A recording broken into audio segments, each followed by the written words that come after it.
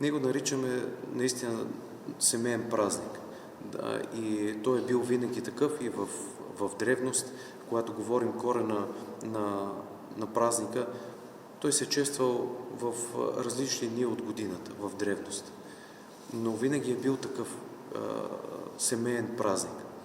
Въпросът е тук, дали ние ще сложим основата на това, дали ще честваме трапезата или пък ще честваме идването на Христос, Неговия рожден ден.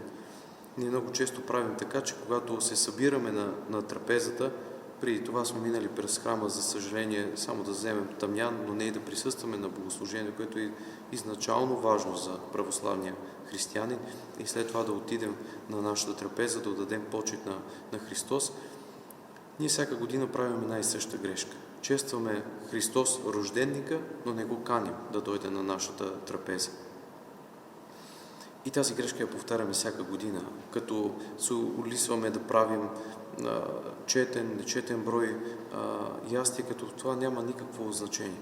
Напротив, трапезата на православен християнин би следвало да бъде скромна, така както самия Христос е скромен. Защото Христос, нашия Бог, царя на царете, се роди в ясли. Той не се роди в дворец, не се е родил в прелести и почитания, а напротив, в ясла сред животните. Царя на царете се смири до толкова първо да стане човек, второ да бъде в най-нишото стъпало на обществото. Така и ние трябва да взимаме пример не от кой да е, а от самия Христос, да бъдем първо смирени, второ, когато подготвяме трапезата, да знаем, че тя трябва преди всичко да бъде небогата, скромна. Ако решим да направим богата, нека поне излишъка от тази храна да я раздадем на хора, които не могат да посрещат този празник с подобаваща, да кажем, трапеза.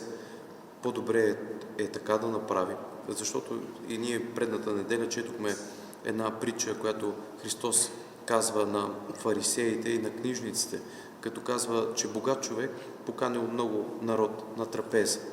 И така всеки го намирал оправдание, като казвал, роди ми се син, или някакви съвсем такива житейски неща.